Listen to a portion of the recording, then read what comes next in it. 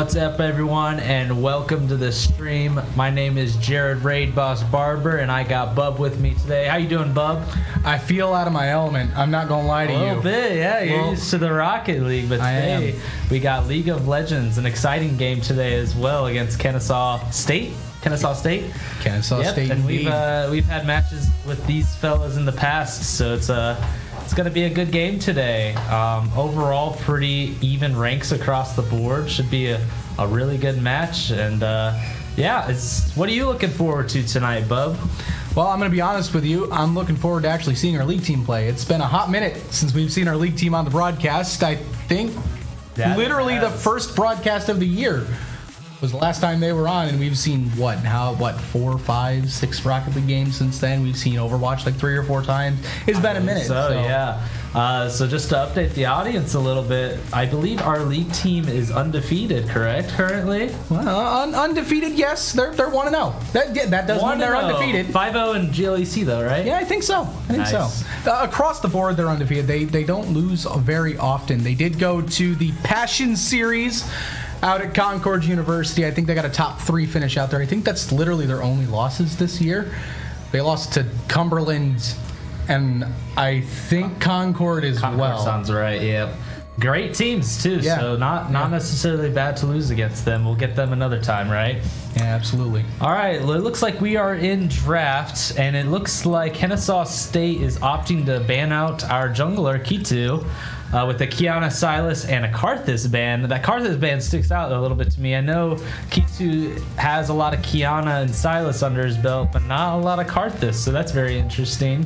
NECC is opting to also ban out the jungle primarily with a Kha'Zix and Xin Zhao ban, but also a Braum ban. So my guess that Braum ban is likely due to... Yeah, Xin Zhao and Kha'Zix, both valid bans. Kennesaw State is going to go ahead and lock in the Wukong. Very good team play pick, and NECC is counter with that Lilia pick. Bub, do you know anything about these champs? There are some names I recognize. We've joked about this off the broadcast a little bit. I think the last league broadcast I did was like the very last one at the end of last year, and I don't play League. Well, I do, but not well. It's been a hot minute. I do recognize Lilia, Sivir, Zed, and Wukong, as well as Silas and Xin Zhao and Braum. That's about as far as my knowledge goes on the screen so far. Couple of picks there, yeah. And we did actually see a Zed hover there for a moment. Zed is a very rare pick in team play. He's an assassin that basically does that. Kills one player and gets out. Didn't lock it in, though. Instead, they went ahead and locked in the Kai'Sa and Aurora. And NECC matched with a Ryze pick. One of my personal favorite champions right there, Ryze. People really like the Uncle Ryze skin. I guess I got my nickname from. Anyways, we got an Alistar ban from NECC. Braum and Alistar are both kind of counter-engaged champs, so NECC is looking to get rid of those picks out of Kennesaw champ pool. Kennesaw State's going to go ahead and ban Mbessa. One thing I forgot to mention, Bub, is last time we were on, NECC had completely different roles.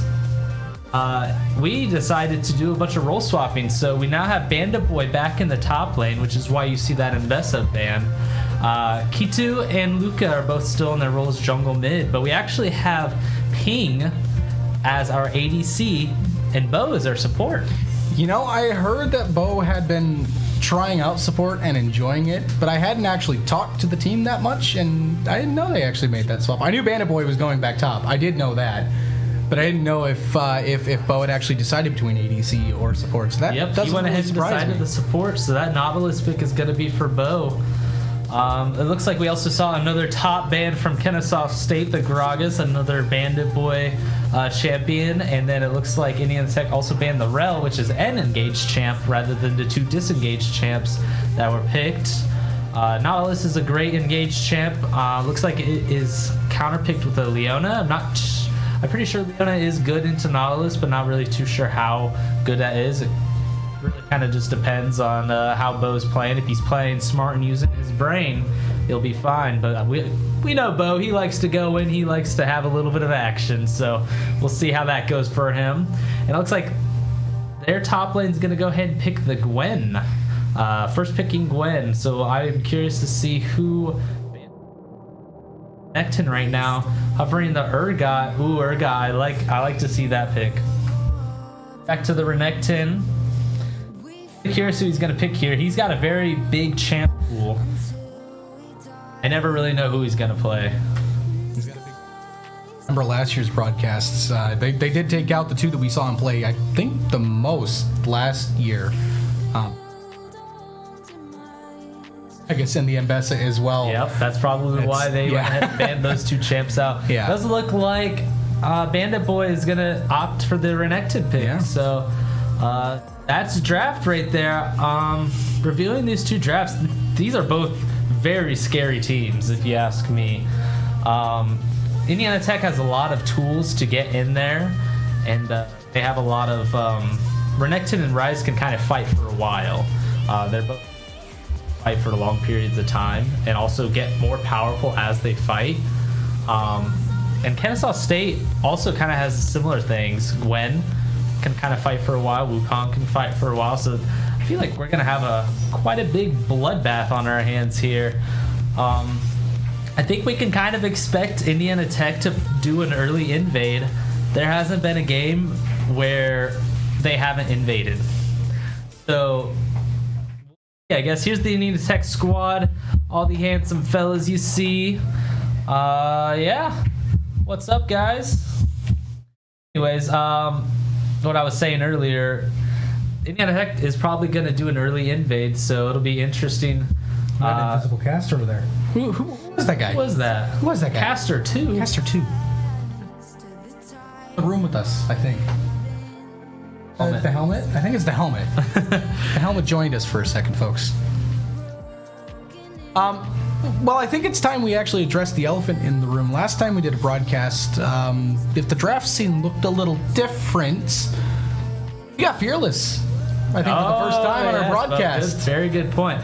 So to those who don't know, Fearless is kind of a new thing in the league scene. It's so exciting. Yeah, it makes the games a lot more exciting.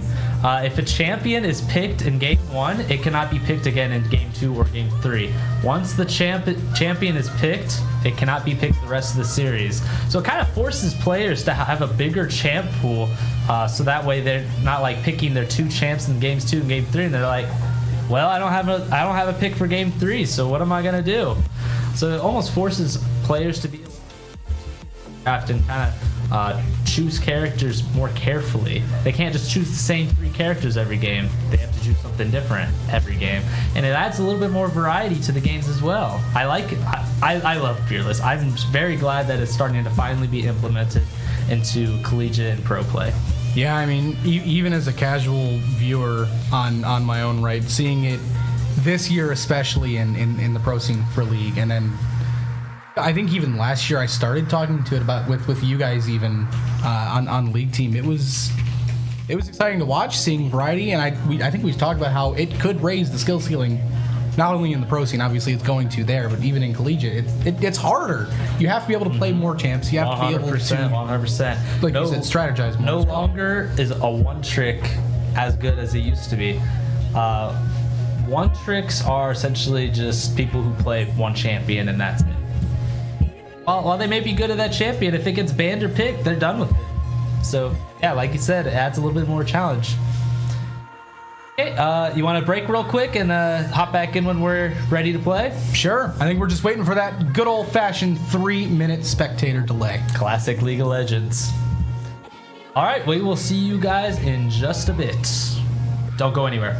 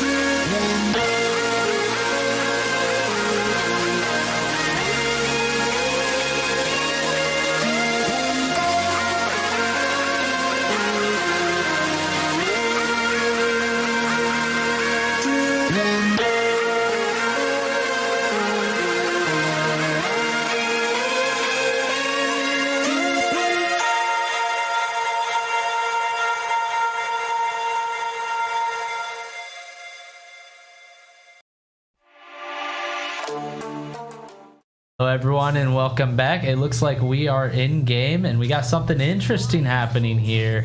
Looks like Kennesaw State is kind of predicting Indiana Tech's invade, and they are 5-stacking into the bottom tri-bush, as you can see right there. And we do see all 5 members of Indiana Tech is also stacked up in the mid lane, maybe looking for someone to overstep their welcome, but it doesn't look like anything's going to happen quite yet. We do still have Indiana Tech just kind of sitting there. Kong is actually walking kind of close. We'll see if this turns into anything. I don't think Indiana Tech sees him quite yet. This is what I'm talking about, this Indiana Tech early game. They like to get a little aggressive and get in their opponent's face. Then moving forward into the jungle. Gonna go ahead and just take the Wukong's Raptors, and Wukong is gonna go ahead and walk away into the mid lane and go into the top side of the map. Other than that, doesn't look like too much is gonna happen here. But yeah, but that's why I was talking about these early game invades that Indiana Tech likes to do. It's a surprisingly quiet start. We're used. Yeah. I mean, the invade did happen. You called it. I mean, it was Kennesaw sitting in a bush and us sitting in a bush as well. Nothing happened though. That's not what dies in the first minute, 2 minutes. Bandit Boy gets an early stun. Yeah, Bandit Boy getting a lot of damage onto this Gwen. Might be looking to get the kill, but Gwen does back off and wastes the ignite on Bandit Boy. Very good trade for him. We do see Wukong is trying to get the counter invade, and it does look like he's getting quite low. Lilia is going in for the kill, flashing for the Wukong. Wukong gets the bow, and Wukong is actually able to get the first blood, and Rise is trying to finish him off. Does able to get the last hit onto the Wukong. We do see a lot of action onto the bot lane here. Ping getting quite low. Oh, and he's going to go ahead and get sniped by the Kaisa. Bo's going to look to take them down on his own, but Bo flashes out, is able to trade the kill and get the kill onto Leona. And it does look like the kill does go out to Ping there. Unfortunately, even though they did trade a kill, Ping is losing a lot of minions under his tower due to Kennesaw able to crash that wave during that fight. So while it may seem it was okay for Indiana Tech, it does actually lose them a lot more than what it seems. A lot of time to make things back. Using both your bot lane immediately like that is tough, and for it to go immediately like you said on the Kaisa is arguably worse. Yes, definitely. Kaisa is known for their hyper carry potential, but like you said, it's early. And this Indiana Tech squad makes a lot of magic happen, so we'll love to be able to make happen here. It does look like Rise is getting ganked by the Wukong. Wukong is going to be able to help Aurora get the kill onto the Wukong. Onto the Rise, I mean. So Rise is going to go down to the Aurora, but that's okay. Rise was able to get the wave a little push, so nothing too crazy happening there. We do see Renekton E in and E out. Nothing too crazy happening there. Also see Kitu is going for another invade on the Wukong, kind of duking it out with the Wukong, getting the Wukong quite low. Kitu does like to invade a lot, and he does show the audience that he's able to get a lot out of this invade. We do see a fight happening in the bot lane. Bo with a big hook, just getting a little bit of poke damage. They did win that trade overall, which is good news for the Indiana Tech bot lane. Despite the Kaisa being 2-0, they're still able to make trades happen. We do see going in for a gank here. Nothing too much going to happen there. This Gwen is getting quite low in the top lane. Doesn't look like Bandit Boy was walking at. Oh, and we do see Bo getting a hook onto the Leona. Kitu is right there again. Leona's going to go ahead and flash away. Very good for Indiana Tech to get that flash out of the way. Not only does it help them feel like they're not going to get flashed on by the Leona, but now Leona doesn't really have good disengage, so if they're able to catch her out while she is tanky, it's going to be a little bit easier to kill her. Not a bad trade at all, to be honest with you. Could have gone for a kill. We'll take it. Definitely slowing down here as we cross 5 minutes. Does look like right now Kennesaw State has a 1K gold lead. Bo does go in for a hook, and it's able to hook the Leona, who hooks him right back and gets deep into Indiana Tech territory. Once again, nothing too crazy going to happen there. But you see Renekton. Renekton's on the Gwen side of the map. They both hit level 6. Renekton's going in with his ult. Gwen is also going to ult, but Renekton is getting Gwen quite low, but Gwen's healing is just too much, and Wukong's able to come back in and clean the kill. Oh, Bandit Boy so close. Wow, that just shows the power, what I was mentioning earlier right there. Gwen and Renekton are both able to just kind of fight for a long time due to the healing that they have. Looks like both of them are also running Conquer, which is a rune that essentially makes you more powerful and heals you the longer that you are fighting. So that's kind of what we saw in play there. That's why Gwen was able to live through all the damage that Bandit Boy was doing. Defense there for Bandit Boy. Again, it's early. You mentioned the gold lead now up to little over 1,000. The Warriors do look like they're going to get first strike here, which is a step in the right direction. Yes, unchallenged. We did see the Wukong up in the top lane when Gwen and Bandit Boy were duking it out. So that's likely why Indiana Tech made the call to get this dragon, because to be seen. We do see the Kennesaw support Leona up in the top lane right now, maybe looking to get a play on to Bandit Boy. Bandit Boy doesn't know here, and Leona's text flashing over the wall. Nothing gonna come of it though, due to Renekton's a bit.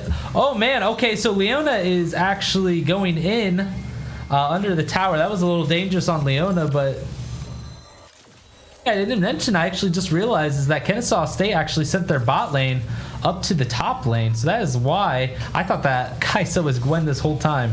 And it does look like Indiana Tech is also going to trade lanes with their top laners. So they're going to go ahead and send Renekton and Gwen down to the bot lane.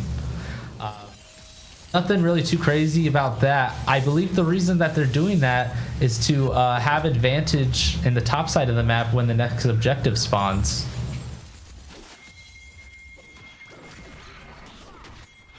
State is taking next jungle currently. Right now, posture towards the top side of the map where Kennesaw State is at. I don't think he quite knows that they're in the jungle or what he. Aurora ulting onto the Rise is able to get him quite low, but not able to get a kill on him. They did actually use an Aurora ult when objective is spawning in right now, so I'm curious to see how this is going to look. We do see the two top laners fighting, duking it out right now, but even more importantly, we had a huge fight happening at the Void Grubs. We do see Bo picking up a kill onto Leona. Kaisa, Kaisa is fully stacked, getting a double kill. All of Indiana Tech is running for their lives. They are very low. Triple kill for the Kaisa. Unfortunately for Indiana Tech, that Kaisa was in the fight for very long, able to stack her lethal tempo and make her a crazy powerful threat that Indiana Tech is not able to shut down. And this one might start getting away from the Warriors here early on. And we're only 9 minutes in. There's a long way to go, but 5-0 Kaisa is definitely scary. That's dangerous. Very dangerous. We do see K2's quite low in his jungle. Wukong's kind of messing with him. Bo flashes onto the Wukong. Oh, it takes the shutdown, unfortunately. Good pick onto the Wukong, at least for Indiana Tech.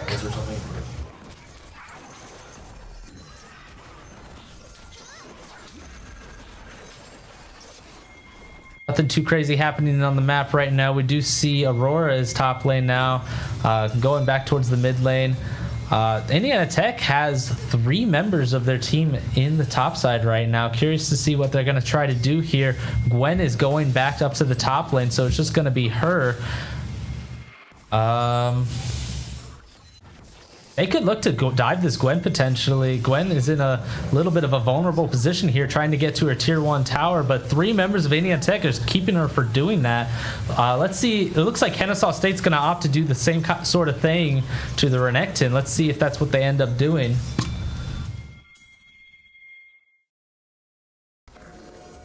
Yep, we do see Kennesaw State is looking for that Renekton. Maybe looking to dive. The Leona is able to get the hook on the Renekton. Renekton does eat away, but this is putting him in a very vulnerable spot. However, Luca is caught out in our jungle. Leona Flash stuns him with the Wukong also knocking him up. He is not going to be able to get away from this one.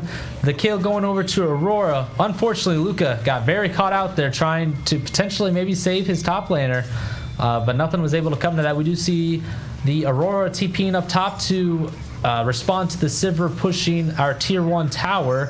There's also a lot going on in our jungle right now. We do see this Wukong is continuing to harass K2. It's normally the other way around. We see K2 harassing their jungle. Renekton going to be quite low. Kai'Sa's going to go ult in. Kai'Sa is once again just going to be able to start stacking that lethal tempo. We do see Bo with another kill. Kai'Sa is full HP, double kill. We do... Oh, it does look like K2 was able to get a kill, and it is right now a 2v1 versus the Kai'Sa. Triple kill of the Kai'Sa, but Sivir does get the shutdown onto Kai'Sa. A lot of gold onto the Sivir. While that Kai'Sa did get a triple kill, that's at least a little bit of redemption for the Indiana Tech ADC as well. Yeah, I mean, that's a big bounce back. That's a big bounce back in a big way right there. It's a good fight for... I mean, like you said, Kai'Sa, bloody fight. 8-1 at 11 minutes is a little scary. That's mean. Very mean. That's mean. But to finally get one back is big. We'll see how things turn around here for the Warriors. The gold lead down to roughly 1.5k. What is this? What was Leona doing there? I guess just hanging out. Yeah, not sure what we're doing here. Maybe a little bored after a bloody fight like that, just looking for something to do. Who knows? Deep breath. Deep breath. All right, so we do see the Warriors are posturing to take Dragon, and Kennesaw State is also going to send 4 for Dragon. It does look like Gwen does have TP advantage, and Bandaboy is actually getting quite low. Oh, no. Goes down to the Gwen. Unfortunately, Gwen just kind of had a surprising amount of damage. Luckily, Indiana Tech is able to secure the Dragon. It does look like Kennesaw State is actually pushing the mid lane and maybe getting a little bit of advantage for the next objective. We'll see what they decide to do here. I didn't see what happened to the Wukong, but he is quite low, so that's likely why Indiana Tech was able to get the Dragon quite easily. It sounds like they were able to chunk the Wukong. Wukong, once again, invading K2. This is not something Indiana Tech is used to, getting invaded. They're usually the ones who like to do the invading, but this has not been the case this game. I'm very, very used to seeing K2 spend his, 2-3 games every single week harassing the enemy jungle and making them wish that they didn't wake up or just go back to bed. And that's usually how it goes. It's the script is flipped. We got to dive here on the bot lane. We got a dive coming out. Aurora going to go ahead and ult in. However, she is just CC'd and not able to get anywhere. I mean, that combo with Nautilus and a Rise stun, it's going to be hard for anyone to get out of there. 1 kill going on to Indiana Tech. Not sure if that was a shutdown or not, but regardless, it's good for Indiana Tech to get what they can get right now. Feels like things are stabilizing a little bit here. Yes, a little bit. While the Kai'Sa is the strongest member of Kennesaw State, even though her scoreline doesn't show it, I believe Gwen is going to be an enormous threat this game. Just because that champ is just kind of OP and currently sitting on 1 item. Once that champ starts getting a lot of items, I mean, you're already seeing the damage that Gwen's pumping out. It's kind of ridiculous. So just be on the lookout for that, Indiana Tech. You don't want to get caught off guard with the Gwen damage. So as we move forward, the gold lead still, it's about the same. It's about the same. Warriors in about 25k. Actually, I think it's favoring Kennesaw State a little bit more than the last time we checked in. But yep, just a little bit more, it looks like. We're only 15 minutes in. It's been, I mean, how many big fights have we seen now? Like oh my gosh. 3 or 4? I mean, it's a lot. Yeah, it's a lot. There's been fights everywhere. That's what makes it fun casting for Indiana Tech. Is they like to fight. Drake up in about 2 minutes. It looks. Waiting for this wave to crash. That is one thing Indiana Tech does have the lead on, is they have 2 dragons in their corner right now. If they're able to get this next one, there'll be a soul point, which gives them a very, very nice buff. It's going to be Ocean Soul this time, which gives them excess healing and regeneration.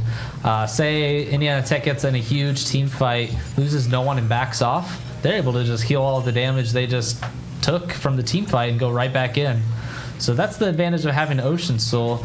If Indiana Tech's able to do that, that could be a real game changer there. Another game changer that we might be looking at here soon is the Otacon. I actually don't see the Otacon timer on the spectator, so I think that comes in at 20 minutes. Otacon's a very, very nice buff that Indiana Tech could also go for. We do see Gwen ulting at the Rise. It misses the first bunch, hits the second bunch. Looks like we went away with the fight because there's an even bigger fight happening. Looks like Leona ulted in. It is going to go down quite quickly. We do see Aurora ulting in. Wukong getting quite low. Oh, man. But Banda Boy also gets bursted down. There's a lot going on right there. A lot of just high-value damage. This looks like Key 2 flashes but misses the Q.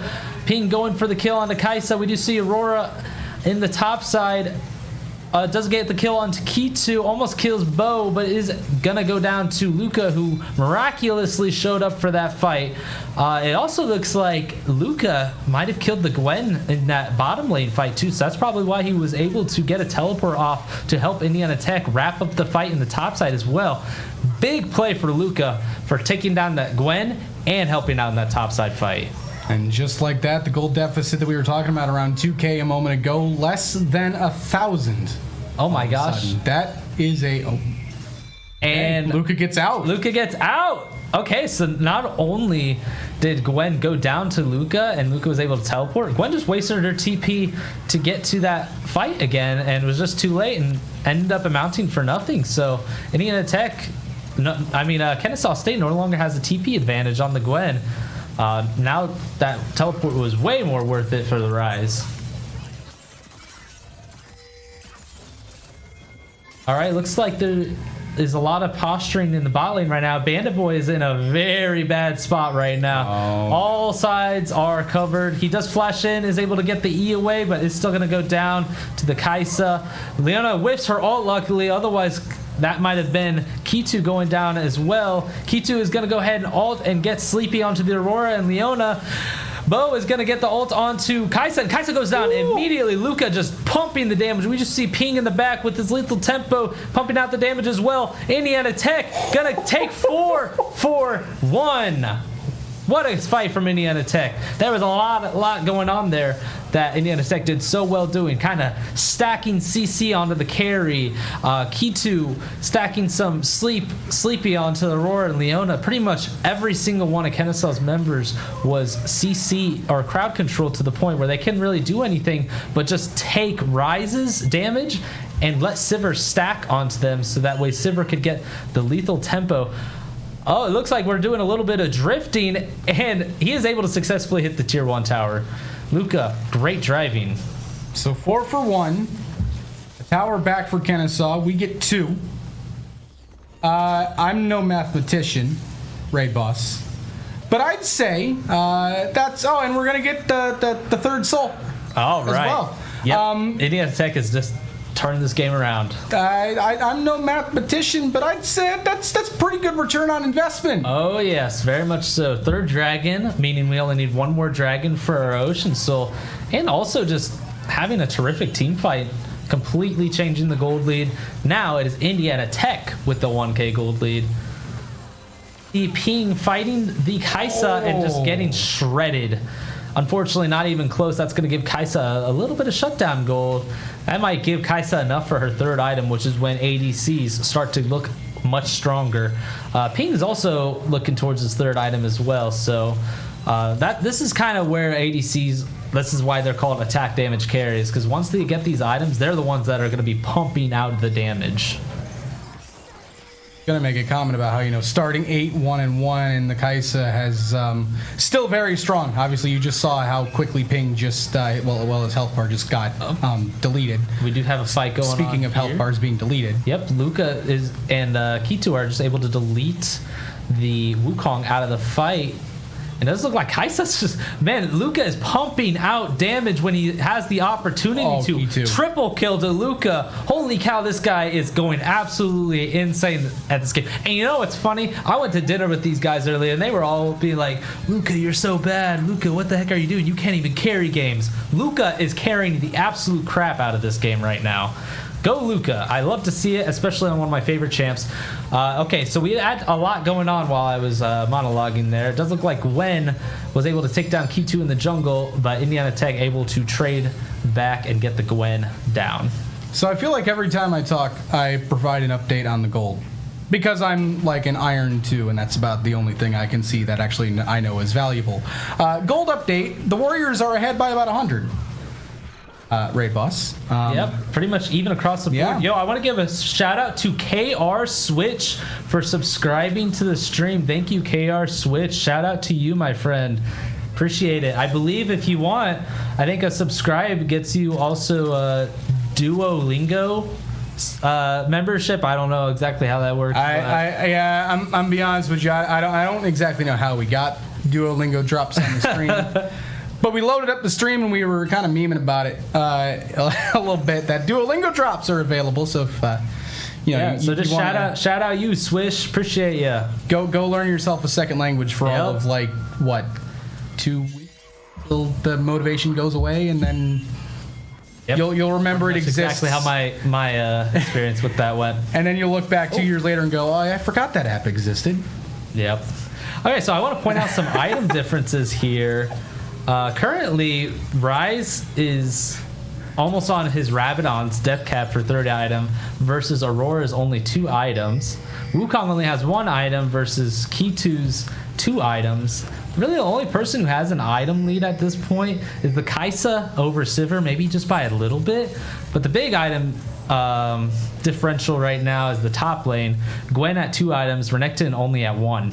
So that Renekton is kind of at this point just a meat shield, able to kind of be a frontline tank for his team. He didn't exactly build that way, but you don't kind of expect yourself to go 0-5 until that already happens, you know? Yeah, I don't think anyone really plans to go 0-5 22 minutes into the game. But it happens. We've seen Bandit Boy be placed into several unfortunate situations. If you don't see me for another stream again, it's not related to what I just said whatsoever. I promise, guys. I promise. Big ticket on the board here in about a minute. The next Drake is 57 seconds. Sorry, bub, but your lack of experience is showing, because right now an Otacon fight is going out. Otacon is a huge objective. We do see Indiana Tech is TPing in. So is Kennesaw State. This is going to be a 5v5 fight. We do see a lot of ults come out. We do see a lot of people getting ult. Aurora able to get a huge ult onto Indiana Tech. 2 members of Indiana Tech down versus 1 of Kennesaw State. We see the Gwen power that I was talking about earlier. Ping able to take her down using his superior kiting skills. We do see Ping and Luca are still up. Luca able to finish off the Aurora, making him legendary. Indiana Tech looks like comes out tied. I didn't even see the Wukong, but he must have gotten away. Wow, what a fight though. That was a big 5v5 fight. We saw a lot of ults kind of come out. Aurora on Kennesaw State had a huge ult onto Indiana Tech, but she's so far behind at this point that it didn't really amount to anything. Aurora's kind of like that bursty mage champ, so if she's not really able to one-shot someone, she kind of becomes a little bit useless after that fact. So Rise actually is really showing his strength here, because he's kind of like almost a tanky mage with this Rod of Ages and Seraph's Embrace. And we do see Rise utilizing his ult to TP to drag. This is going to be Indiana Tech's soul that I mentioned earlier. If Indiana Tech is able to get this soul, it is going to be very huge. We just see Wukong. Wukong gets the steal, unfortunately. And it does look like because of Wukong stealing, it almost baits Kennesaw State into fighting. And Indiana Tech is just going to take down 3 members of Kennesaw State. While they don't get the soul, it almost is worth it for them, because they just win another fight, making the gold lead 1,000 once more. This has just been bouncing back and forth again. And now I think the objective is clear. They're going straight up towards the top. I think the next 20 seconds, Baron, I think, is the next idea. Unless, again, I get called out for lack of experience again, but we'll see. Still 10 seconds to go. Clearing out the jungle here as the respawns start to come out. Baron about to spawn, and that's exactly where they're going. Good job, bub. You got it. Sweet. Yep. I knew something today, folks. I did predict something correctly when it came to League of Legends. You did great, bub. I've achieved at least one life goal today. Baron about halfway gone. I don't even think Kennesaw State's going to challenge us. No, they're not. That is so they get they prevent Soul. They lose 3, and then they give up Baron as well. Yeah, not exactly worth it for Kennesaw. They delay the Soul, but I mean, there's going to be another Dragon in 3 minutes if Indiana Tech is strong enough anyway to take it. That steal was for nothing. While it was a very clutch steal, didn't really do anything for Kennesaw State. Indiana Tech with a Baron. Baron's a very strong buff that gives to the whole team, makes sieging towers very easy. As you can see, those minions are empowered, making it so that way they do more damage to the towers. Indiana Tech, they also have empowered recalls, which makes it so that way they can recall to base a lot quicker than what they usually can. Essentially, just making them able to have better tempo over Kennesaw State at this point. That's kind of like what Baron buff does, plus a little bit of gold as well. Sure what they're looking for here, unless they're just looking for a play in the jungle for maybe anyone that could be there. Do they know the Gwen's here? They might. Looks like right now they're just trying to posture towards topside, get down that tier 1 tower, and maybe move forward into tier 2. We do see 4 members of Kennesaw State in the bot lane. They're starting to panic.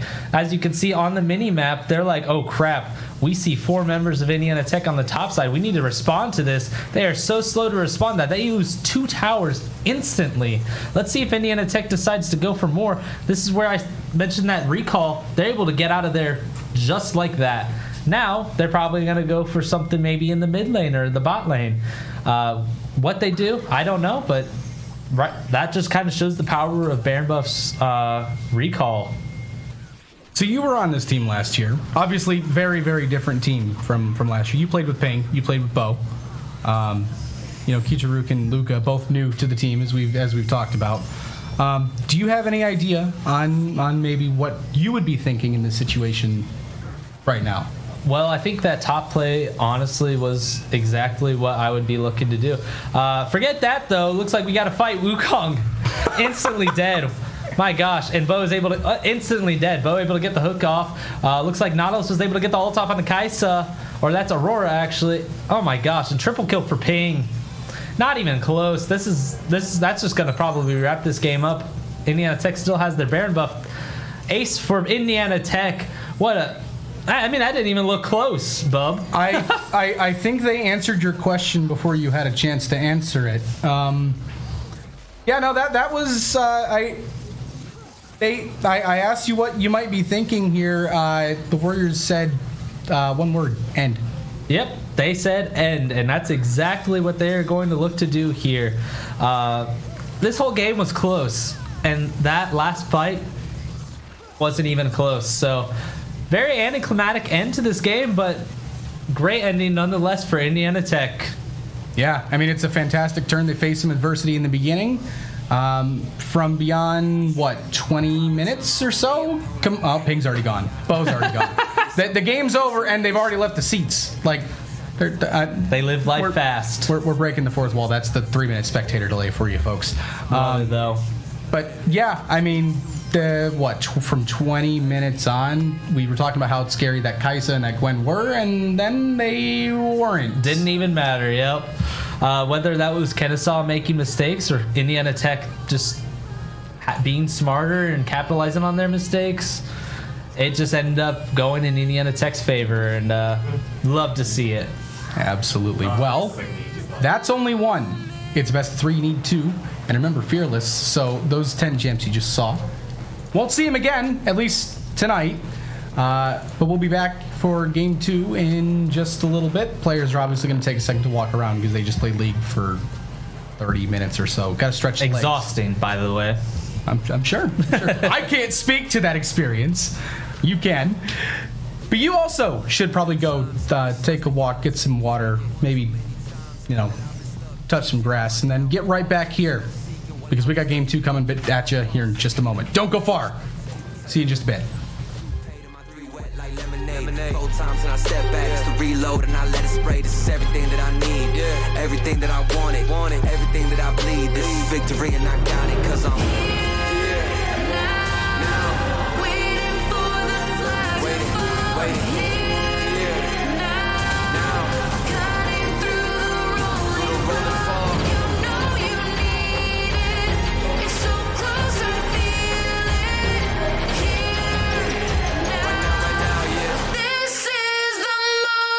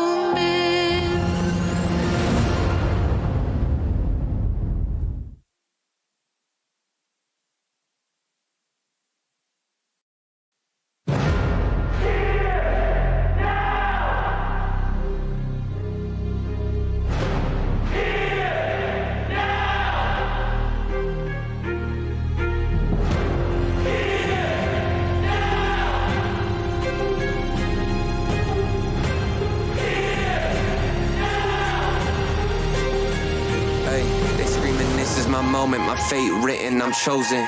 Other spirits fall, but mine has ceased to be broken. You stripping down my pride, but I'm my only opponent. And lately I abide, but limitless I've awoken. So let me show you that everything I sacrificed mattered. All that blood, sweat, tears that I scattered. All that fake talk, fear that you splattered. Push me to right here, a new chapter.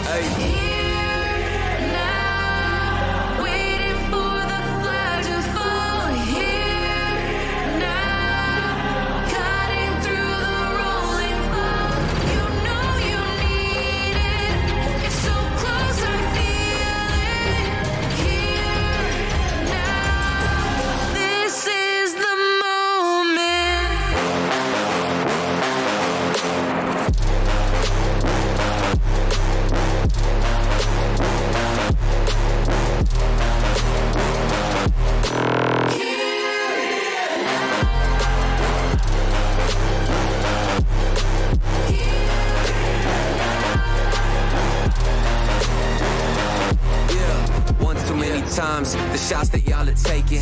One too many times that I've been stuck patient on my downfall. Antidote seeking while I was vacant, but the crown falls simply to those who try to take it. One shot to get 2 paid and my 3 wet like lemonade. 4 times and I step back, it's the reload and I let it spray. This is everything that I need, everything that I wanted, everything that I bleed. This is victory and I got it, cause I'm here now, waiting for the flag to fall.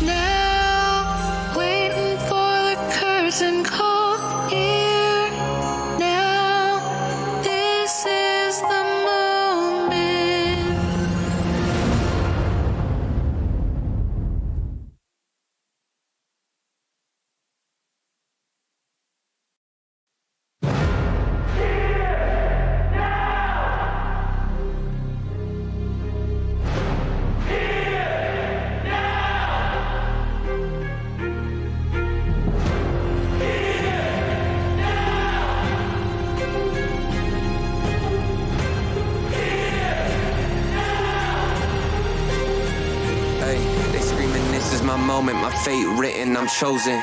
Other spirits fall, but mine has ceased to be broken. You stripping down my pride, but I'm my only opponent. And lately I abide, but limitless I've awoken. So let me show you that everything I sacrificed mattered. All that blood, sweat, tears that I scattered. All that fake talk, fear that you splattered. Push me to right here, a new chapter.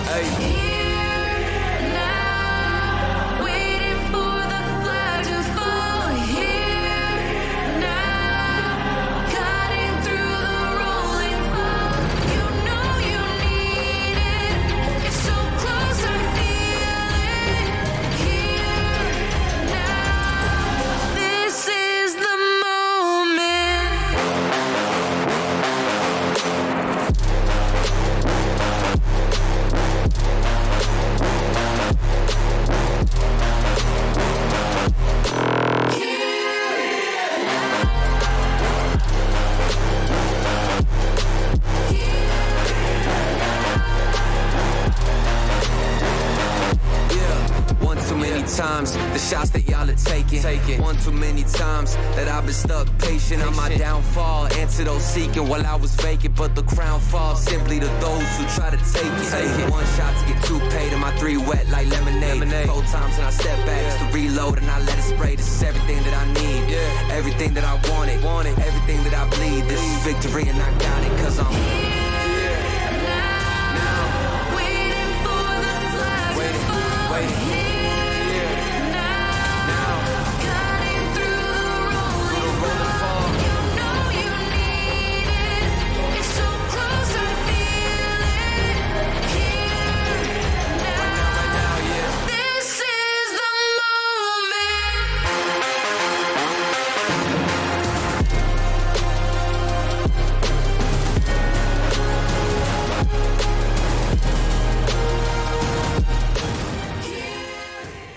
Welcome back, everyone. How's everyone doing? What a game one from Indiana Tech. At the beginning, it kind of looked a little grim, but Indiana Tech was able to bring it back and make it look like it wasn't even a close game after all. Well, what were your thoughts on the game? It felt like a tale of 2 games. We talked about in the beginning how we were kind of shocked a little bit because we talked about how Kitarukin, we're used to seeing him bully everyone, not even just the jungler, literally everyone else, sometimes his own team. And we didn't see that. And then all of a sudden we did. And then it never stopped. And then it just felt like Kennesaw State just kept throwing themselves into death because they kind of didn't have any other options at that point, especially when the Baron happened. Not really. I would say like a lot of the plays were made actually by Bo getting the clutch hook in. So shout out to Bo there for kind of being able to start all the fights and get picks off. We are in draft right now.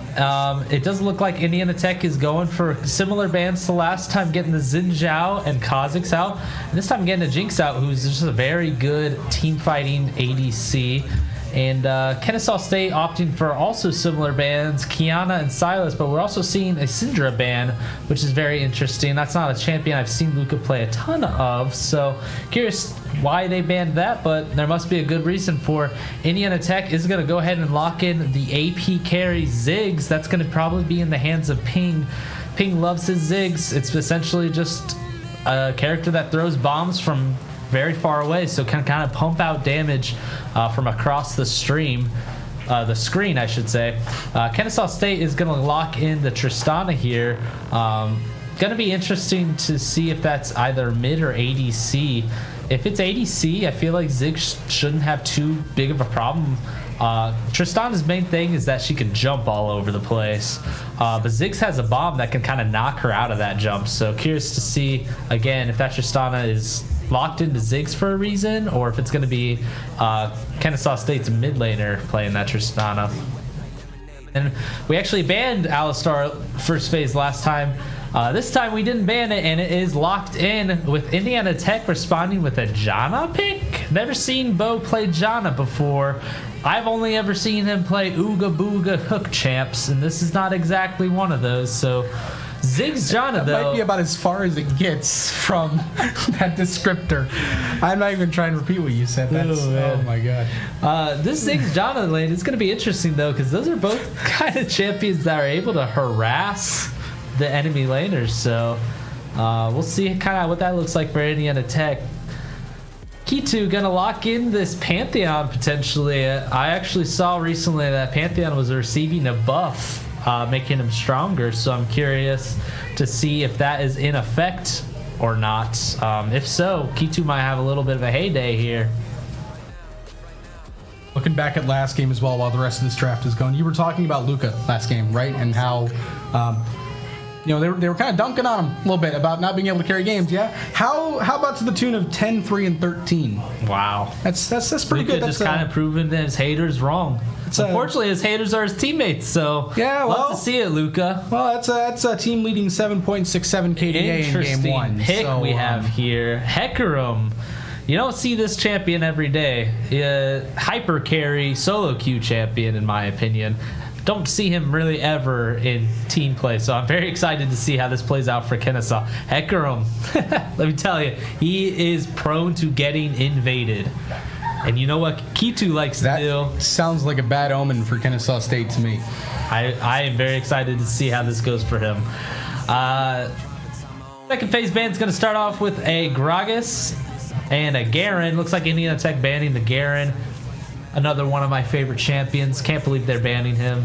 But I can also understand that Garen's kind of OP. No Demacia today. No Demacia today. No spinning to win. And then Kennesaw State banning the Gragas again. Curious to see if they're going to leave the Mbessa open today. What is this last ban going to be? A Galio ban. Interesting.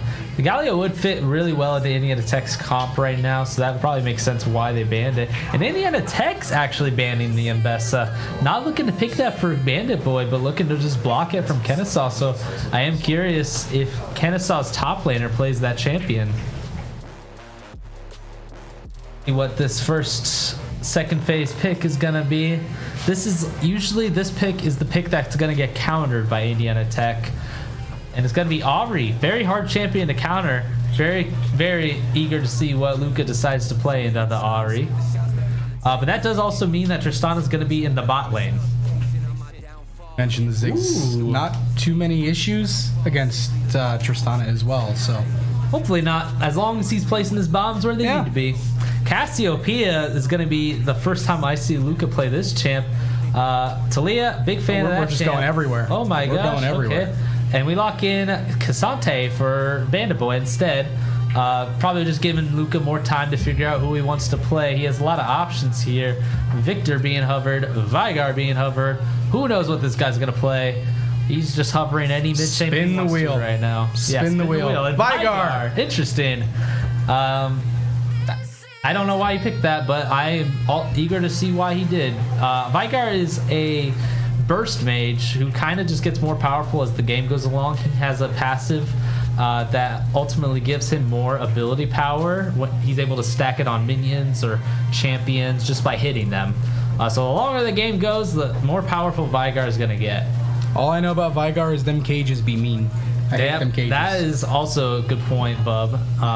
Those cages, they're just basically a big zone that enemies can't enter. You'll probably, if you don't know much about Vigar, you'll see what we mean. You'll never forget once you get trapped in one, trust me. Yep. It's like PTSD once you actually get hit by it. And Kennesaw State actually locks in Vladimir for their last pick, probably to counter the Cassante. We'll see kind of how that plays out. A lot of carry potential from Kennesaw State, but in my opinion, like, none of the champs they picked really mesh well together. While Indiana Tech has a team that meshes very well together. So excited to see what Kennesaw State's plan is right now. Guess we'll see once we are in game. I think Indiana Tech's big threat right now is the amount of CC they have. They have, like we were saying, they have the Vigar cage. They have the Pantheon point and click stun. They have Cassante, who's able to not only have a lot of CC with his W, but also a lot of damage. That's kind of the big complaint in the League community. Cassante is a tank. Cassante has a lot of CC. Cassante does a lot of damage. He just does everything. So we'll see if Bandit Boy is able to kind of utilize that in this game, in this draft. Curious if Vladimir was picked to counter Cassante or why he was picked. So I guess we'll see how that lane goes for Bandit Boy. Well, if there's one thing, the Warriors asked a lot of questions for Kennesaw coming out of Game 1. We'll see if Kennesaw's got some answers leading into Game 2. We've got the 3-minute spectate delay to get through, which means we've got 3 minutes to just kind of sit here and chill. And for you guys at home, again, 3 minutes to grab some water, touch some grass if you didn't. Grass, be back here in 3 minutes. I don't know what's with me and touching grass all of a sudden. You like touching grass, apparently. I don't know. It's I feel like I'm in the wrong... Because you're a Rocket League player. That's also weird for a Rocket League player to say. Something's off. I don't know. Regardless, questions asked for Kennesaw State. Will they answer them? We're going to find out here soon. We'll be back for game number 2 in just a moment.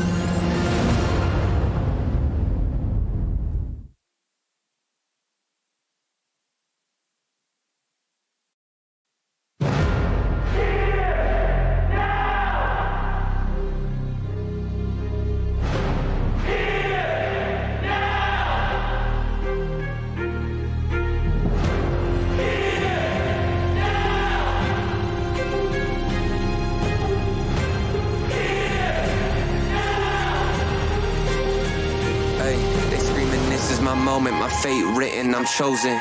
Other spirits fall, but mine has ceased to be broken. You stripping down my pride, but I'm my only opponent. And lately I abide, but limitless I've awoken. So let me show you that everything I sacrificed mattered. All that blood, sweat, tears that I scattered. All that fake talk, fear that you splattered. Push me to right here, a new chapter.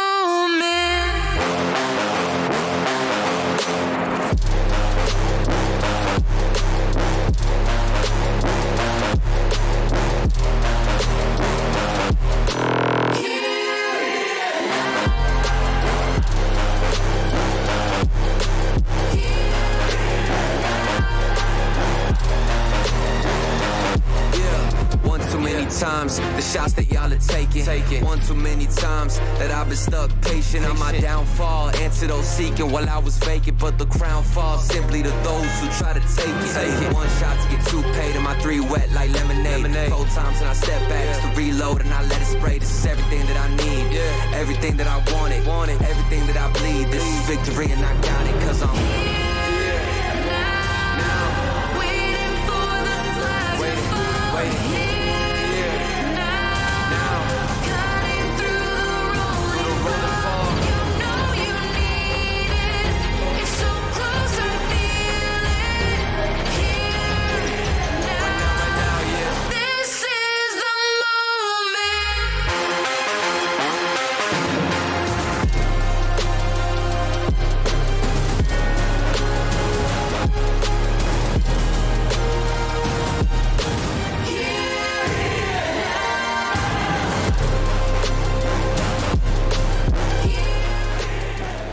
right, we are back, and I am just already trying to get ready for an NECC invade, but not today. Looks like both teams are opting to 5 points, which is essentially standing on all entry points of the map. This is the first time in a game I've seen NECC not invade, and I have a feeling they're going to try and pull something cheeky while they know that there's a 5 point happening. We'll see if they decide to end up doing that. But yeah, this 5 point is kind of just a safe way for teams to kind of make sure no one's walking into their jungle. So yeah, that's essentially why they're doing that. They're actually being considerate of production and not getting a kill within the first 30 seconds before we can even get into the game. Yeah. Wow. Very rare thing for this NECC team. They maybe they do actually realize we exist, guys. Maybe they do. No, they know we exist. I swear they like us, guys. I swear. And we don't annoy them with having them turn their cameras on. That's not a thing. It's not real. Jared saved me before I make a bigger idiot out of myself. Okay. So nothing really too crazy happening in this game right now. Just some poking happening. I mentioned earlier that this Janna and Ziggs combo that NECC is playing is going to be it's going to essentially harass the ADC, which you see right there. Kennesaw State's ADC is already half HP, while Bo and Ping are very healthy. Also have plenty of mana. It's not like they've even utilized much mana either. Another thing I want to point out, of course, K2 is invading the enemy jungle. He is currently in Hecarim's jungle, taking the Gromp and probably the blue buff shortly after. We do see Kennesaw State is going to get level 2 here. NECC going to back up before they can do anything with that level 2 advantage. NECC now hitting level 2, essentially alleviating that threat. I'm just waiting for K2 to do anything with his position in the jungle. Yeah, the Hecarim is right now. K2 went ahead and took everything and is backing off, which is horrible for Hecarim players to see this. We do see Tristana jumping in on Bo, getting the bomb off. That's going to do a good amount of damage, but Tristana is also getting low. NECC not able to make anything. Almost. Oh my gosh. Right when I was saying that, we see a bunch of poke come right onto this Tristana, getting her very low. Let's see if they let her back out of the lane, and they do. This is a great advantage for NECC though, because right now Tristana is missing out on gold and experience. We do see K2 taking his own jungle after taking the Hecarim's jungle, and Hecarim is just hopeless. He's like, where's my jungle? This is why I say Hecarim is a strange pick. Hecarim relies on the ability to full clear his jungle to get strong, and he is not able to do that. K2 denied him the ability to do that, making Hecarim essentially homeless right now. And K2 is just so...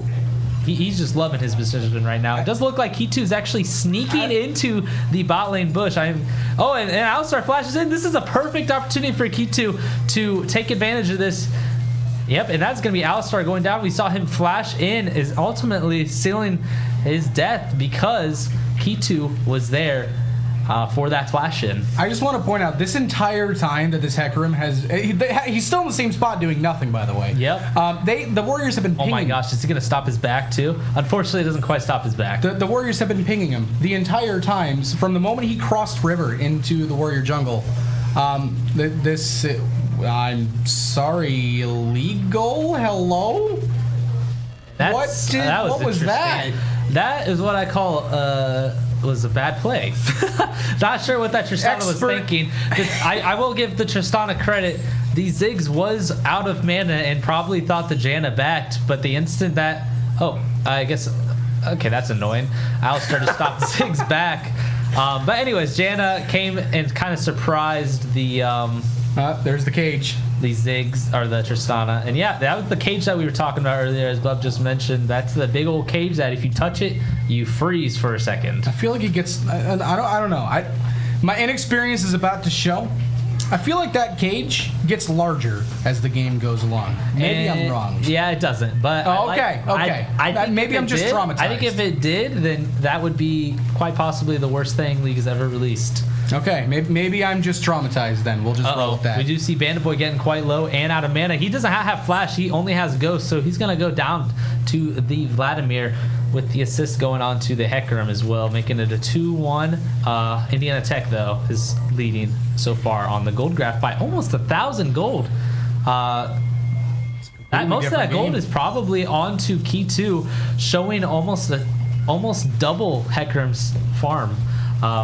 Like I said, Hecarim, he's in despair right now because Key 2 stole all his farm, and like you mentioned, Bub, Hecarim was just kind of sitting doing nothing for a good solid 2 minutes while Key 2 was getting more gold. He was helping out the bot lane get the first blood, all that kind of stuff. I like to imagine when the Warriors were just pinging him constantly, it was effectively just their version of just pointing and laughing the entire time. Much. But yeah, I mean, it's a completely different start from what we saw in game one. This is a totally different feel. This is what we are used to seeing out of the Warriors. Hello, this is dangerous actually, but Kitu's on his way up, and I do not think Kennesaw knows. I don't think they're going to get anything out of this unless Kitu has something I'm not aware of. They won't be able to get the Alistar, but getting that Tristana was good. Trading the support for ADC is usually worth it in pretty much any scenario. That's going to get a lot of gold onto our Ziggs.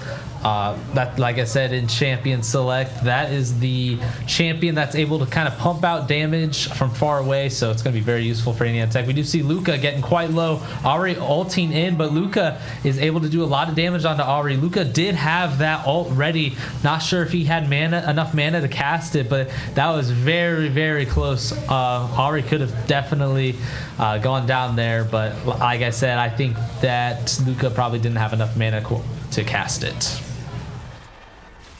A little bit of brawling happening in the top lane. Panda Boy is building that item that gives a lot of MR. So Vladimir's essentially going to do no damage to him here soon. He's just going to kind of just be an annoyance. Getting the first dragon. He is in a little bit of a hard place here, but Bo's going to be here to back him up. We also see that Ziggs from far away able to just throw bombs at the Tristana. Tristana is able to get the fully stacked lethal tempo, but it doesn't matter. They are going to look to finish off this Alistar. And the bomb barely misses, and they are unable to finish off the Alistar, unfortunately. But overall, they get the Drake. They could have gotten a kill, but no big deal that they didn't. You hear that Void Grubs have spawned in. We see Hecarim is on them right now, likely due to the fact that their top laner has a little bit of prio over the Cassante currently. It does look like Indiana Tech is moving up, though. Vigar is able to get the prio over Ahri, and we do see Janna and Pantheon is going to ult in, going to steal one of those Void Grubs, and oh, wow, what a great flash from Kitu. We did see Hecarim try to ult out, but Kitu able to kind of predict that ult, flash, and get the last spear that he needed to go ahead and finish off the Hecarim and also get 2 Void Grubs. This poor Hecarim, man. I mean, he loses his farm immediately, sits in the river wondering what do you do? He's going through our jungle trying to find anything he can possibly do. He finally finds Void Grubs, and then he loses those too. Yep. Oh, and Alistar actually just failed his combo. Bo's going to look to finish off the Tristana. This is what I was talking about. IT is utilizing this harassment bot lane to just completely poke out the Tristana, and now the Alistar. Bo's just going to finish both them off. Oh, maybe. Yep, does look like Alistar's unfortunately going to get away, but that was just what I was mentioning earlier. They are just selecting this bot lane to be annoying and to harass it. Bo might be a little too annoying, though. However, he's going to knock up the Alistar, walking over towards his teammate Ping. Ping is just kind of running away. He doesn't really want anything to do with that. That is a Hecarim ghosted, and who's going to probably run Ping down here. Let's see if he's able to finish off Ping. Ping does flash. Hecarim is going for the dive, and Ping is... Oh, and it's a 1-for-1, but Ping almost outplayed that to where he wouldn't have died, and he would have gotten the kill onto Hecarim. Almost there. We do see Ahri ulting in onto Luca. Misses the charm, though. That is the key to Ahri being able to kill Luca, and she missed it. Luca's now going to go ahead and chase her down. And but Ahri fails the flash, and Luca's able to finish her off. Wow, very unfortunate for the Ahri to fail the flash there. Yeah, like I said, the instant that Ahri missed the charm, she should just be running away because Vigar is going to run her down and just poke her out. Wow. I mean, it's it kind of makes up for the Bo going in maybe a little too deep. You mentioned Ooga Booga. Yep, Ooga Booga mentality. Was a little. So maybe John is a good character for him because she can just kind of fly around. What's neat about that character is her passive just basically gives her a lot of move speed, so she can just fly around wherever she wants and be annoying. All right, so some item finishes here. Looks like Hecarim has finished his item. We see Kitu has finished his item as well. We see Ziggs has finished his item. The Hood 3 Tristana doesn't even look like she's close to her item, so there's a clear gold lead in the bot lane currently. I'd also like to bring your attention to the CS diff that's going on in the bot lane here at about 11 minutes. We also see one in the mid lane as well. 100 to 88 and 78 versus 52. That's significant right there. Alistar going in. He's going to go ahead and get the stun on the Ziggs, but takes the tower shot. Ziggs getting him quite low. Not really able to finish him off. Nothing too crazy happening there. But that was a very ambitious engage from Alistar. We do see Bandit Boy going in a little bit on Vladimir. Nothing going to happen there. Oh, and we see the Alistar Hex flash in with an ult. Bo getting quite low, but not going to go down. Oh my gosh, Tristana might go down to some minions. Does not due to the heal. We see Hecarim coming in with an ult. Oh, and Bo just knocks him up, and that ult ends up amounting to nothing. This is the power of the Janna. Basically the best disengaged champ you've ever seen in your life. We do see Kitaruk and ulting in. He's going to look to kill the Alistar. We do see Ziggs is able to cancel the Tristana back. And, oh my gosh, and it looks like everywhere. Luca is also getting a solo kill onto Ahri. Bub, you mentioned that this game is looking wildly different than game one, and you are 100% correct. Indiana Tech is just taking the lead so strong this game. It's happening everywhere. I mean, oh my gosh, and Luca's the Hecarim's engaging onto a Luca, kind of a healthy Luca, honestly, but he does not have ult, so we'll see if he's able to get away from this Hecarim. Yep, Hecarim's going to have to back off and just lose basically all of his HP for nothing. That was a big fight in the bot lane that Kennesaw State went for. And by the way, Bandit Boy is also getting some good damage in here in the top lane. Unfortunately, Vladimir is, he's Vladimir, and he just heals it off immediately because thanks, Riot. It's a big fight in the bot lane that Kennesaw State engages on first. Doesn't work because Janna's comical at best and comical at worst as well. And then Kitarukin just goes, all right, it's my turn. And they get two in the bot lane at the same time. They get one in the top. It's just happening everywhere. Every fight, every direction, I guess except for the top lane. But it really doesn't matter if you're winning literally everywhere else. Yep, and you're exactly right there. And we got to see kind of the power of locking in the Pantheon is just having that ultimate that can go like basically across the map. While Hecarim was there first, it just didn't even matter because Kitu can just be like, oh, I am across the map, but I'll be there shortly. And he just matches the counter gank and able to take down, I believe it was all three members of Kennesaw State. Not like Indiana Tech was even in a bad position when Kitu came either. They just weren't prepared for the Pantheon ult. Nope, definitely. Especially after being poked out by Ping on the Ziggs. Here we see IT Bo stepping up. Tristana going to jump out, and oh my gosh, Luca is pumping out so much damage. Gonna go ahead and go away from that. It looks like Bandit Boy's a little bit of a pickle here, but he's Cassante, he's ghosted, he's gonna be able to get away just fine. And oh my lord, this Indiana Tech squad is just pumping out so much damage on their carries. Ziggs with these bombs, Vigar with his whatever projectiles. Oh my gosh, and Cassante is gonna get a good ult off onto the Vladimir, but meanwhile, in the bot lane, we see Hecarim ult in, and Alistar also flashes on Bo. Tristana jumped in and not able to get out. It does look like Kitarukin is gonna ult into the fight, flashing on the Hecarim, does able to get the stun, and is able to finish him off. I was looking a little scary if Kitu didn't de-aggro the tower, that he might have gone down there, but that just shows like the little bit of micro you can do in this game.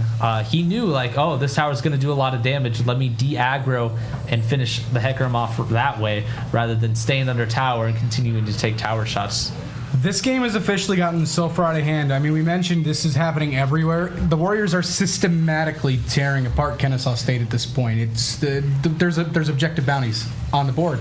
I mean, we are above we're pushing 5K almost 5K now? Already, and it's 15 minutes in. Yeah, the Warriors are just it's just systematic destruction of Kennesaw State. Every single fight is a win. Every single attempt right now for Kennesaw State feels like either wasted time or coming up short.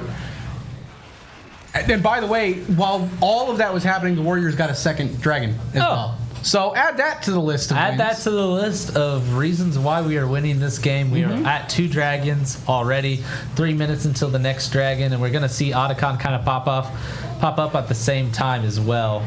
So a lot of bot lane objectives going to be coming up here shortly, which is going to look the way when I was playing for the team and I was getting coach was like, fight for objectives. That's where you fight. And so that's exactly what Indiana Tech likes to do. We like to fight for objectives. It gives us a reason to fight, and if we win, we get a little extra bonus from winning too by getting that objective. A little less than 4 minutes time. 2 minutes away as well from third drag coming up as well. We do see that Rift Herald is actually up right now. And it doesn't look like Indiana Tech is going to maybe look to take that. We do see the top lane. Vigar is establishing prio over Vladimir. And the rest of the Indiana Tech team, except for Bandit Boy, who's also applying pressure bot, is going to posture towards taking this Rift Herald. So Indiana Tech currently just has pressure all over the map, making it so difficult for Kennesaw State to respond everywhere. Nearly impossible. This is kind of a nice return to form. You mentioned between the last broadcast now too. This is a return to the top lane for Bandit Boy too. Last game was it didn't have an impact on the final result with the Renekton. Quiet top lane here for Bandit Boy, but he's not made many mistakes. He hasn't put his team in a bad situation. By the way, there's Rift as you were talking about. And he continues, as you mentioned, to apply pressure elsewhere, even though, again, hasn't really been a big talking point here. He's kind of let, oh my goodness.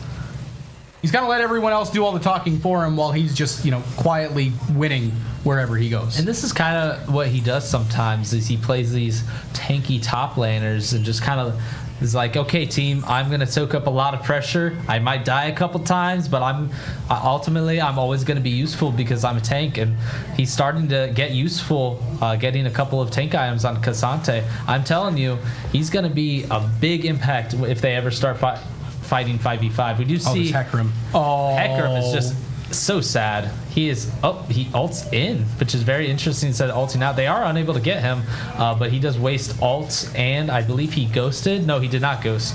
It does look like Alistar might go down if Kitu's able to get the snipe. He is, and it does actually stop Hecarim's back as well. We also see Vladimir kind of in a bad situation here, but Bo is also in a bad situation, is able to heal and get out. Kitu is ulting, trying to ult the Hecarim. We do see he's able to get himself in a nice position to maybe take down the Vladimir. Gets another snipe onto the Vladimir. Holy cow, he is landing spear after spear. And we do see Rift Herald also taking down that second tier tower. Wow, Indiana Tech just did so much at once. While Bo went down, so did Alistar, so did Vladimir, and they also were able to get a lot out of Hecarim as well. That wasn't even like the greatest fight that they probably could have taken either. I mean, Bo went in a little too deep. You know what's great about this? Yeah. They just basically all the Kennesaw State's like, oh, we have to go to respond to top lane. And then Indiana Tech's like, we're done with top lane. We're going to go take mid lane now. And they just got all the pressure they needed onto the top lane. So they were able to just kind of move down and get the mid lane. And now they're going to go get Dragon and maybe even Otacon. Just kind of showcasing Indiana Tech's ability to... they're fast. They're fast. They are very fast. Exactly the way I'm trying to put it. Is they know what to do. This Hecarim, this poor Hecarim, just getting immediately bursted. At what point do I have to like write up a report for cyberbullying? I mean, Luca is pumping out. He's making a pretty good case right now. So much damage with this Vigar pick. Although this is kind of showcasing Vigar's weakness, he's very immobile, and all sorts of Kennesaw State is on top of him right now. So he is unfortunately going to go down and get the shutdown goal onto Vladimir. That's a little scary. 3-1 Vladimir. Vladimir is a hyper carry. If he gets too far ahead, he can get out of control. Meanwhile, though, Indiana Tech is able to get that third dragon in 4 minutes. They might be looking at getting the Mountain Soul, which is I was mentioning earlier that Ocean Soul in game 1. This is a Mountain Soul. So the souls change every game. This one is essentially you get a shield, and if the shield goes away, it'll just regenerate over time. So you essentially just get a big old shield, and it's very nice. You get a little bit of defensive stats, I believe, as well. Time in a while. Actually, well, I was going to say we have a bit of a quiet moment, and then the Warriors decided. That's going to be Ari flashing away. Yeah, so in case you're wondering, peace isn't an option, guys. No, never is. I was literally in the process of finishing a sentence going, this is quiet. And getting that pick onto Ari is probably going to result in Indiana Tech taking the Otacon. We do see 3 members of Indiana Tech heading to that Otacon. Jana actually turning around to go help out Ping in the mid lane. Tristana jumps immediately. Death sentence. Yeah, don't jump into that. Because let me tell you, Bo is right there ready for that jump, and he's going to save his ADC and just going to take the life of their ADC. And the Otacon is going to go unchallenged. Unchallenged indeed. Yeah, that's not even a problem. Kennesaw State at this point is like, we don't know what to do. They are scattered. Their ADC went down. Oh, we do see, it looks like they're going to try to make a play onto Indiana Tech's bot lane, but nothing's going to amount out of that. Right now, we're looking at almost a 10k gold lead for Indiana Tech. We do see Ari in a little bit of good position. Oh my gosh, and Indiana Tech looks like oh my gosh, Hecarim almost one shot, and is basically just one shot. But this is essentially a 3v5. But Bandaboy is going to TP in and save the day. It looks like Alistar is going to go down to the Luca, and Cassante ults Tristana the other way when she tries to jump out. Cassante diving in, so tanky, so much damage. Kitu is legendary. Vladimir is all that stands between Indiana Tech and a couple of towers. So you remember how we were talking about how Bandaboy hasn't made the biggest impact, but he's been alive and is great at pressure. Bandaboy has arrived. Yep. This is the right time. This is the Bandit Boy. And I think we might be on the precipice of game, set, and match here, ladies and gentlemen. That's 2 inhibs down. Kind of back here for now. Not quite able to end here, but good call on Indiana Tech with respawn timers and then looking a little bit low and also waiting on cooldowns. That was the right call, is to back off, and they're in a really great position to either look for a team fight, look for a pick and end the game, or they could wait a minute and 50 seconds and get that Dragon Soul. A minute and 30 seconds, we have Baron. Indiana Tech has so many options, and Kennesaw, they don't really have any options. Their options are to clear super minions and hope to God they don't get picked. A very depressing situation to be in. No one ever wants to be in this situation, bub. You are down 10k, a little over 10k gold. If you look at the scoreboard itself, your top, the top of your team is your 3-1-1 Vladimir. You look across and you see a 9-0-2 Pantheon. My gosh, 3 items already too. Yeah. 3.5, I should say. Yeah, it's... we also see Ping just picked up his 3rd item as well. Vigar working on his Rabadons. Overall, and we do see Kitu ulting in, maybe looking to get that Hecarim. Hecarim was able to get away. Now he's looking to maybe get a pick onto Tristana. Nothing happening there. Just Indiana Tech moving into the base with minions. They might just look to end this game. Going for it. They have a beefy old tank that might be able to just eat all these Nexus Tower shots and tank everything for their carries to do all the damage they need. Vigar gets a huge stun and is just able to one-shot the Tristana. We just see in the back line Alistar and Hecarim were trying to maybe catch out Ping, but Ping is full HP. Double kill onto the Pantheon. We do see Vladimir trying to make something happen. Nothing gonna happen. It does look like Ari was able to pick up on a kill on the Vigar, but that's a triple kill for K2. Probably landing every spear. I couldn't even see, but I'm assuming that. Could we make this a quadra kill? It's gonna be a quadra kill over to K2. What a way to end this game too. Indiana Tech just putting on a performance not even close to what we saw in game 1. Indiana Tech came swinging this game 2, ending the game with almost a 15k gold lead. No contest by the end.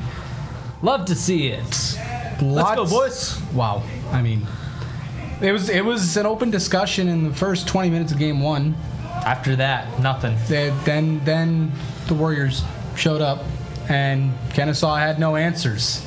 No answers at all. Like at all. Nothing. Indiana Tech had all the tools they needed. That was what I was mentioning earlier in draft. Kennesaw State was so...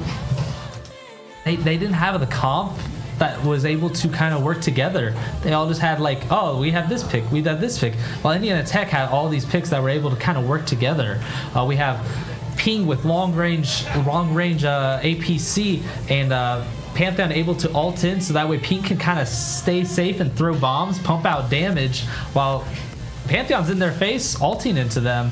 And we also had Luca able to just kind of one-shot even the tank of Kennesaw State's Alistar, instantly wiped off the map with a simple Vigar combo. Yeah, and the one that seemed like they may have been excluded from the comp, the Cassante, at the end of the game, beefy, and was the reason they got into the base, and was a massive reason why that last fight went the way it went as well.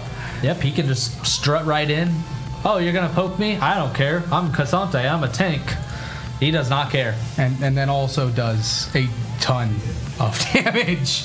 Yes, sir. Yes, sir. Well, the Warriors will remain undefeated, which means that something else doesn't change, and that means we'll have an interview here in just a moment. With an MVP, I hope. Yes, we will. We'll have stats. We'll have an MVP. We're waiting to get some info on who that will be. I would say that there's someone in my ear talking to me. There's not. There's no one in my ear. You're talking to me. Well, you're not right now. He's standing there. I'm just standing here. He's just standing here. I'm not sure what's going on. It's a weird day. It's a weird day. I'm casting League. I don't know what's going on. Bub's tired. We'll be right back with an interview with the MVP. See you in a bit.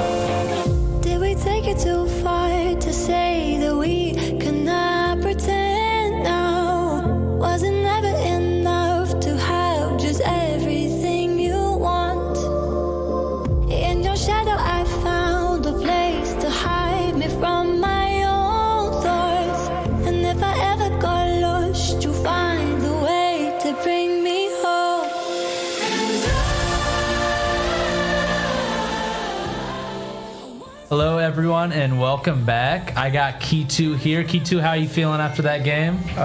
Feeling pretty good because finally we, I think, played against a mediocre team after all the diamonds, emeralds, and plats. This team are, I think, a bit better than them.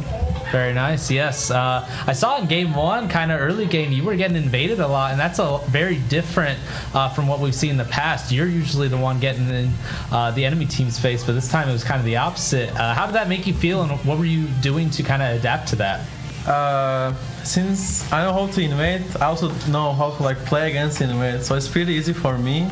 But if I invade, it's better. But it's just thanks to my select teammates that I can't invade every game.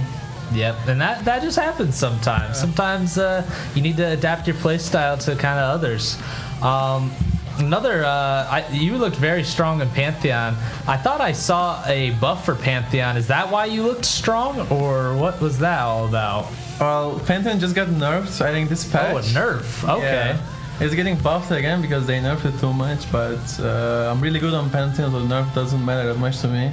Also, our team com was really good around it. Enemy team is just pick full dive in, and then they're full short range. So the nerf doesn't really matter that much. Yeah, and that was very clear when you were able to get a quadra kill, and me and Bub were just, every time you landed a spear from afar. Very cool. Someone sold it Penta, by the way. Oh, who was it? Penta. I don't know, it was, I think, maybe Ping, because after I said he stole my Penta, he started yapping about that I stole his Penta last game when he just did a triple kill. Uh-oh, it looks like there's a little bit of drama in the team. People are stealing each other's pentas. That's the biggest offense in League. Yeah. All right, well, hey, this weekend you guys have a LAN at Butler that you guys are going to. Currently, you're undefeated in the season. How do you feel going into this LAN? As I said before, we didn't have a really good competition, except one LAN that people were a bit above us, our skill level, and we had to do adjustments, role swap, blah blah blah. So I hope we're gonna do better in this LAN, because we're now get used to new role swaps and new roles on Ping on AD and then Kian on support. So I think we have higher chance to win this one. Very cool. And yeah, tonight was just kind of live proof that this role swap is working for you guys. So I'm very excited to kind of see how that goes and land this weekend. Well, I think that's all I got for you today, Key2. Thank you, everyone, to coming to the stream and showing support. I think we have a stream tomorrow. Do we have a stream tomorrow? Yes, we have a stream tomorrow. So tune in then, and we'll see you guys then.